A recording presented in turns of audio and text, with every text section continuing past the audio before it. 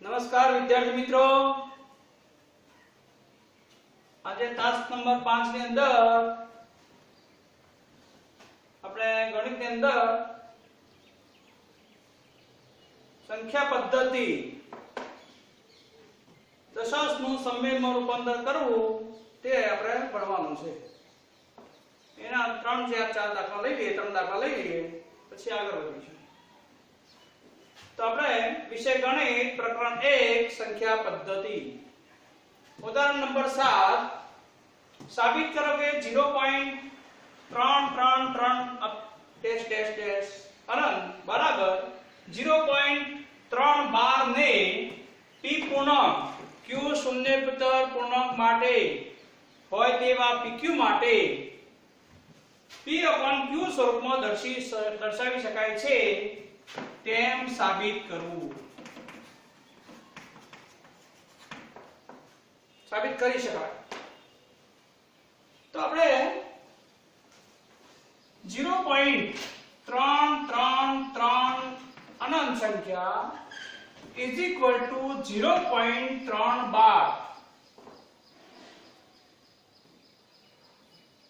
એક point double વાર બેવડાતો હોય, એક પોઈન્ટ ડબલ બેવડાતો હોય તો આપણે 3 બાર લખવું. હવે આપણે 0.333 dash dash dash is equal to x લખતો. ધારો કે તો x બરાબર 0.333 ડેશ ડેશ ડેશ એક પોઈન્ટ બેવડાતો હોય, એક પોઈન્ટ બેવડાતો હોય તો આપણે દશાંશનું સમયક સ્વરૂપમાં રૂપાંતર કરતી વખતે એક પોઈન્ટ બેવડાતો હોય તો આપણે 10 વડે બંને બાજુ 10 વડે ગુણતો 10x માટે 10x બરાબર 10 ગુણ્યા 0.333 ડેશ ડેશ અહીંયા લખવાનું બંને બાજુ 10 વડે ગુણતો. જે પ્રક્રિયા કરીએ એ ડાબી બાજુ ને જમણી બાજુ સરખી કરવાની છે, જેથી કરીને પલ્લા સરખા રહે.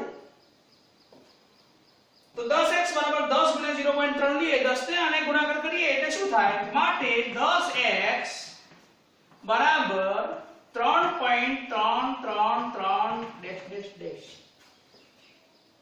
આગળની પ્રયત્ન 7 4 ની અંદર દાખલો લીધો તો ફરતી લેવાનું કારણ એ કે અહીંયા આપણે આમાંથી આટલા બાદ કરવાનું, આમાંથી આટલા બાદ કરો એટલે નવ સ્વરૂપ આવડે. જો અહીંયા આપણે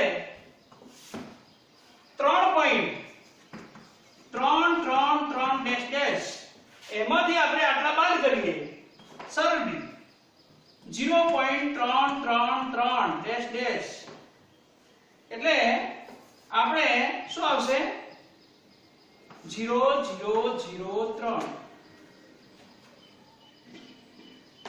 આમાંથી 10x ની આટલા બાદ કરો, આને 1 લખો, આને 2 લખો, શરૂઆતમાં લખવાનું પછી નહીં લખવાનું.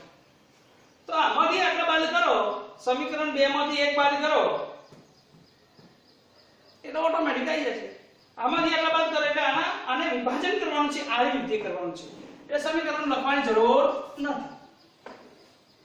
આમાંથી આટલા બાદ કરો બરાબર. તો આપણે શું કર્યું?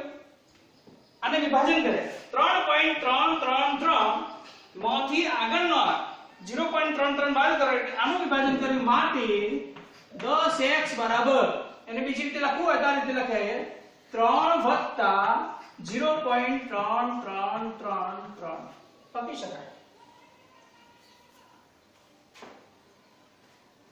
તો બરાબર માટે આને લખી શકાય 10x બરાબર આનું વિભાજન કર્યું 3.333 નું શું કર્યું? વિભાજન કર્યું.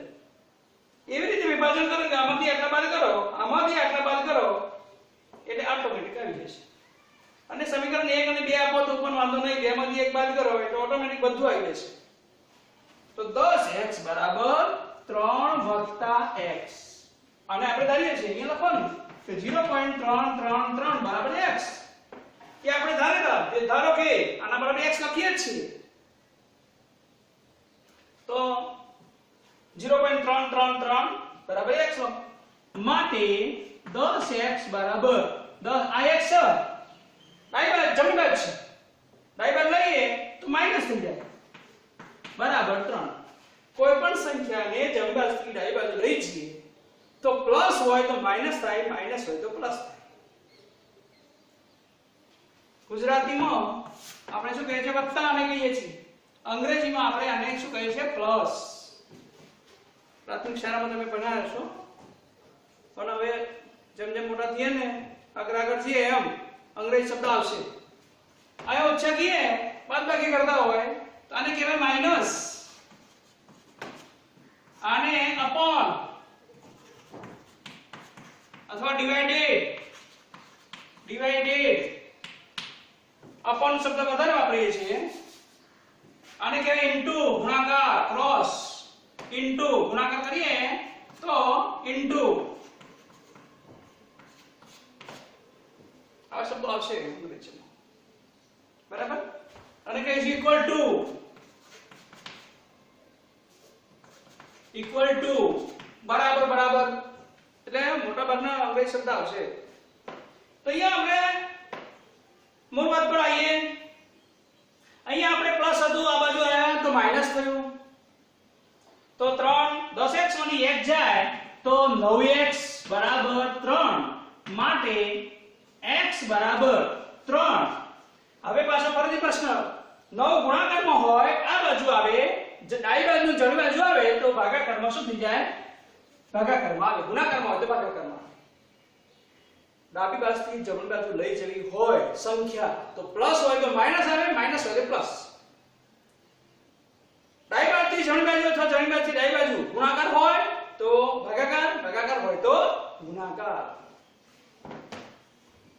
ઇન્ટુ ક્રોસ અને અતિ સંક્ષિપ્ત આપણે આ રૂપ આપીએ તો શું થાય તો ઇઝ ઇક્વલ ટુ આપણે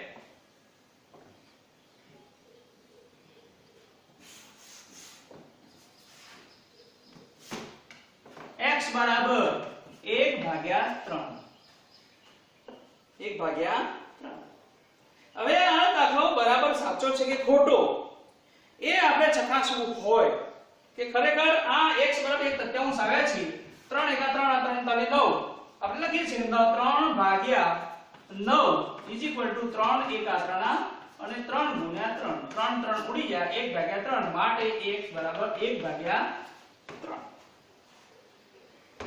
આ નોટબુકમાં લખી દેજો પ્લસ માઈનસ આ બધા સંકેતો બધા ગણિતમાં નોટબુકમાં લખી દેવાનું પણ સાહેબે પ્લસ કહેશે પ્લસ વત્તાકાર માઈનસ ઓછાકાર ભાગાકાર અપોન ગુણાકાર ઇન્ટુ ઇક્વલ ટુ આ બધા ઘણા બધા આવશે તો x બરાબર 1/3 હવે આપણે x બરાબર 1/3 તારો મેળવી જોયો છે 1 ને 3 વડે ભાગાકાર કરો 0 મૂકો 0.3 × 3 9 10 માં 9 જાય તો 1 ફરીથી 0 ઉતાર્યો 3 × 3 1 ફરીથી 0 ઉતાર્યો 1 આ રીતે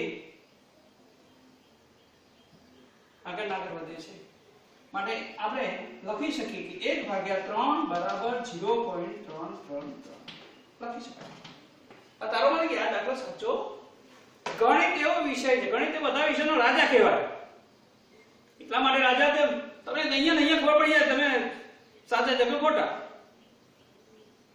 તમે સાચા જગ ખોટા અહીંયા ખબર પડી જાય ગણિત આગળ જે બાળકોનો વધારે સારું હોય એ બધા વિષય પાછળ રહ્યા કરે ગણિત રાજા કહેવાય બાદશાહ રાજા કિંગ કહેવાય તો આ રીતે આપણે x બરાબર 3 હવે આપણે આવું એક ઉદાહરણ બીજું લઈએ આ ઉદાહરણ 8 આ ઉદાહરણ ફરથી લીધું એકદમ કારણ કે એક્ઝામ્પલ પરીક્ષામાં ખાસ આ પ્રકારના આવે છે હવે સાબિત કરો કે બીજો દાખલો લઈએ p/q સ્વરૂપમાં આનું ઉદાહરણ 1.27 ને ડેશ ડેશ ઇક્વલ ટુ ને p પૂર્ણાંક q શૂન્યતા પૂર્ણાંક equal to dash dash dash dash equal to 1.27 બાર ને p પૂર્ણાંક q શૂન્યેતર પૂર્ણાંક હોય તેવા pq માટે p/q સ્વરૂપમાં દર્શાવી શકાય. તો આપણે ફરીથી પાછા આવા એક બે દાખલા કરીને આવીએ. હવે આપણે દાખલાને આગળ વધારીશું. અહીંયા આપણે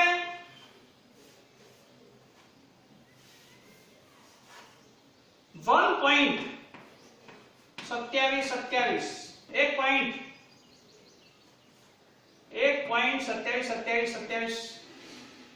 is equal to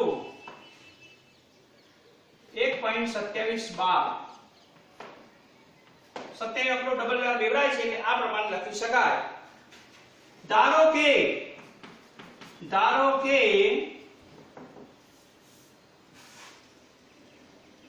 1.27 Anant is equal to x ધારતો x ધારો. તો આપણે શું કરીશું? બે ઓકળા બેવડાતા હોય પોઈન્ટ પછી દશાંશ ચિહ્ન પછી બે ઓકળા બેવડાતા હોય તો આપણે બંને બાજુ 100 વડે ગુણાકાર કરતો. x બરાબર 27 અહીંયા લખીશું બંને બાજુ 100 વડે ગુણતો. બંને બાજુ 100 વડે ગુણતો. 100 વડે ગુણાકાર કરો તો શું થાય? માટે 100x બરાબર 100 વડે શા માટે ગુણ્યા? કારણ કે બે પોઈન્ટ પછી બે ઓકળા બેવડાય છે માટે 100 વડે ગુણાકાર કરવાનો. હવે 100 વડે ગુણાકાર કરતો 100 ગુણ્યા 1.2727 100 વડે ગુણાકાર કરો તો શું થાય? તો પોઈન્ટ પછી બે ઓકળા છે આ બાજુ આવે 127.27 અનંત બરાબર. બંને બાજુ 100 વડે ગુણાકાર કરતો. તો આપણે હવે આને ફરીથી પાછા પ્રથમ રીતે આપણે ગણી દીધી. આમાંથી આટલા બાદ કરો. સમીકરણ 2 માંથી એક આ બે છે આ એક છે. આમાંથી આટલા બાદ કરવાનું વિભાજન કરવાનું છે. 1.27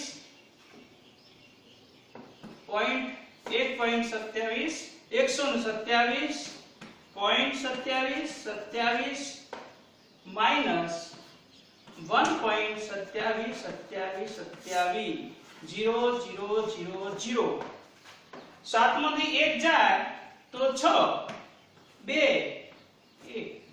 તો હવે આમાંથી આટલા બાદ કર્યા તો આનું વિભાજન આ બંનેનો સરવાળો કરો એટલે આટલું આવી જાય. એટલે આપણે શું કરીશું? માટે 100x બરાબર 126 વત્તા 1.27 જે આપણે ધારીએ છે એ અહીંયા આવવું જોઈએ. આ રીતે એનું વિભાજન કરવાનું રહેશે. તો માટે 100x બરાબર 126 વત્તા x. હવે આપણે શું કરવાનું? x આ બાજુ લાવો. જમણી બાજુથી ડાબી બાજુ લઈએ તો પ્લસ હોય તો શું થઈ જાય? માઈનસ. તો અહીંયા પ્લસ x છે આમાંથી આ બાજુ બહાર લાવો તો માટે 100x માઈનસ x બરાબર 126.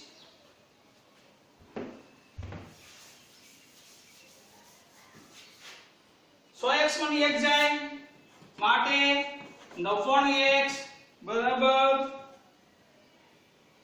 126 વત્તા 1.27 126 વત્તા x 126 વત્તા 126 ભાગ્યા 126 માટે x બરાબર 126 ભાગ્યા 99. 126 વત્તા 1 એટલે 127.27 એના ભાગવા કર્યા 126 વત્તા 1 પોઈન્ટ એટલે 127.27 એટલે x 126 ભાગ્યા 99 આવે. તો આવી રીતે આપણે એક્ઝામ્પલ કરવાના રહેશે. બીજો દાખલો આપણો આ રીતે અને અતિ સંક્ષિપ્ત આપીએ તો 14 નવમો અને 11 નવમો 9 9 ઉડી ગયા તો માટે x બરાબર 14/11 અતિ સંક્ષિપ્ત રૂપ જો છેદ ઉડતા હોય તો ઉડાડવાના ન ઉડતા હોય તો એમને મૂકી દેવાનું રહેશે તો આ રીતે આપણે બીજો દાખલો ગણ્યો ઉદાહરણ 8 આ રીતે આપણે હજુ એક ઉદાહરણ લઈએ સાબિત કરો કે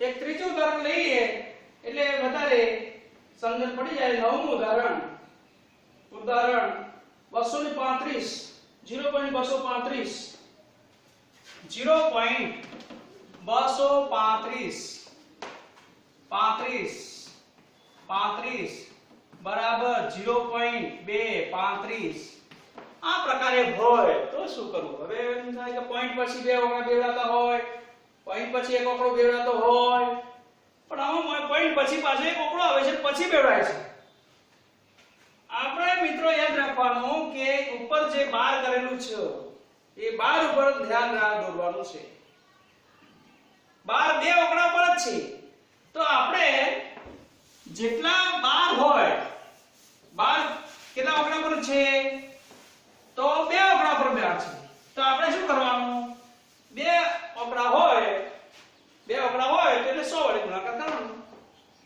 તો આપણે 0. ધારો કે 0.235 dash dash s is equal to x ધારવાનું છે તો આપણે ફરીથી પાછા આપણે x બરાબર લખવાનું 2.35 x બરાબર 0. આ લખ્યું છે એમ જ લખવાનું 235 ધારતો આ ધારેલા છે મેં વાત કરી પ્રમાણે પોઈન્ટ પછી બે ઓકડા બેવડાતા હોય તો આપણે 100 વડે ગુણાકાર કરવાનો બંને બાજુ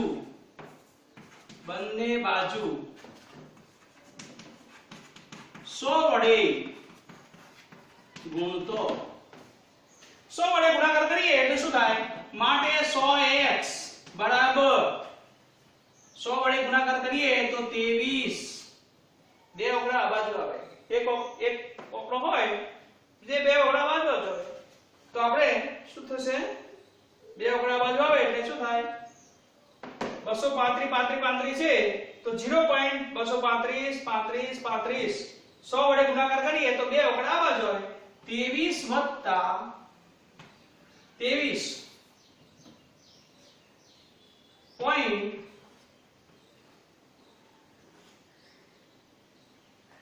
100 વડે ગુણાકાર કરીએ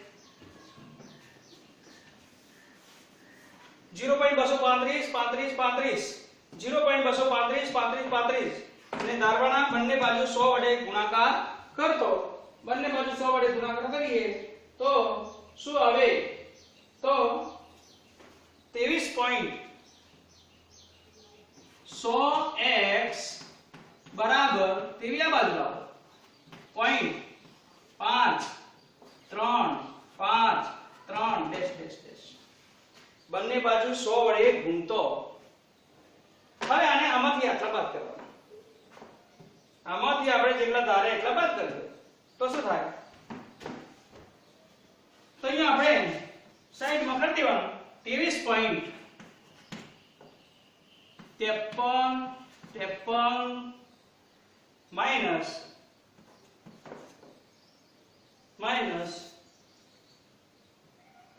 0.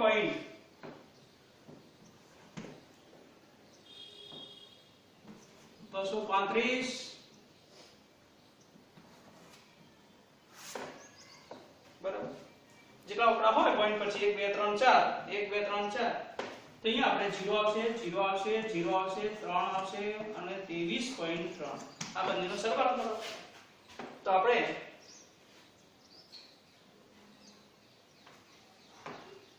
100x માટે 100x બરાબર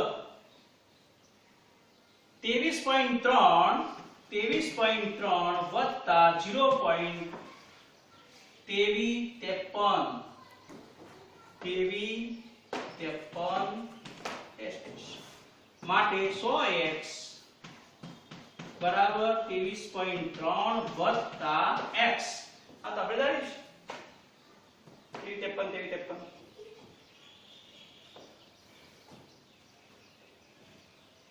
તો આપણે માટે x આ બાજુ લાવો 100x બરાબર 23.3 100x - x બરાબર 23.3 100 માંથી x જાય તો 99x બરાબર 23.3 માટે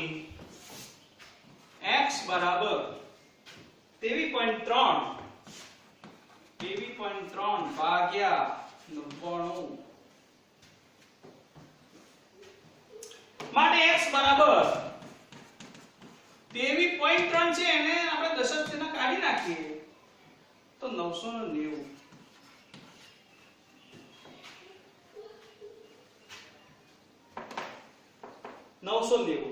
તો આનો મતલબ એ થયો કે પોઈન્ટ પછી